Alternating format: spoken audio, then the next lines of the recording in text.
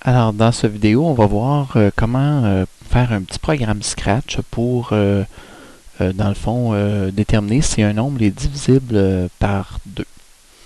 Alors, quand on ouvre Scratch, on a déjà cette fenêtre-là ici. Ce que je vais faire, c'est que je vais prendre des boutons de contrôle. Alors, mon programme va débuter lorsque le drapeau vert va être pressé.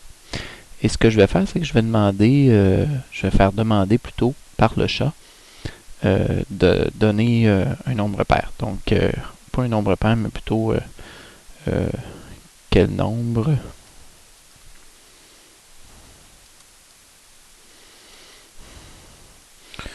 veux-tu vérifier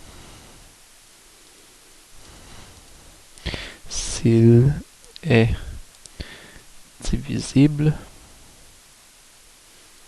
par 2. Alors, quand le chat va demander ça, la personne qui va utiliser le programme, dans le fond, va écrire un nombre. Et ce nombre-là va se retrouver, je vais cocher ici la case réponse, ce nombre-là va se retrouver dans la variable, dans le fond, réponse. Et une fois qu'on a ce nombre-là, on va vérifier. Donc, vérifier avec Scratch, ça va être un si. Alors, si. Et puis là, on va vérifier ce qu'on va mettre à l'intérieur ici du si. C'est dans le fond, c'est si notre nombre, si la réponse se divise par 2. Hein. Alors, c'est ça qu'on veut vérifier.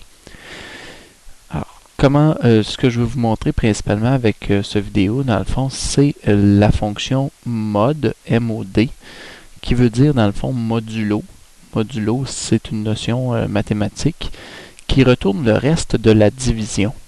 Alors, par exemple, si je mets ici 18, puis que je mets ici 2, alors 18 divisé par 2, quel est le reste de la division de 18 divisé par 2? Il n'y a pas de reste parce que ça se divise très bien, ça donne 9. Alors, si je double-clique pour exécuter cette instruction, il me dit que le reste est 0. Par contre, si au lieu d'avoir 18, j'avais inscrit 17, 17 divisé par 2, ça donne 8, reste 1. Alors, quand je double-clique sur l'instruction, vous voyez, le reste est 1. Alors, évidemment, cette instruction-là me donne toujours le reste de la division d'un nombre par, évidemment, le diviseur. Alors, par exemple, si je fais 17 divisé par 3, faisons un autre test, 17 divisé par 3, ça donne 5. 3 fois 5, 15. Donc, reste 2. Alors, quand je vais double-cliquer, le reste devrait être 2. Voilà.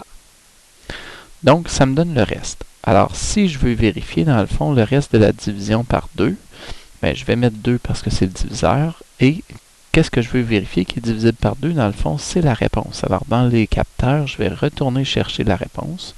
Donc, on va vérifier si la réponse divisée par 2, si ça donne 0, dans le fond, si ça, c'est égal à 0, ça veut dire qu'il n'y a pas de reste. Alors, dans les opérateurs, je vais venir chercher l'égalité. Alors, si cette instruction-là donne 0, ça veut dire que le reste de la division par 2 est 0, donc ça veut dire que le nombre est pair. Alors, on va dire, le chat va nous dire à ce moment-là, le nombre est pair.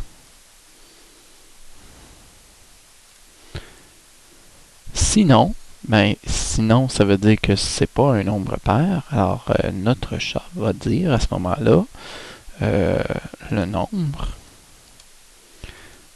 n'est pas divisible par 2. Alors, on va vérifier notre programme, s'il fonctionne. Alors, quand on pèse sur notre drapeau vert, le chat nous demande quel nombre veux-tu vérifier s'il est divisible par 2. Supposons qu'on entre 18.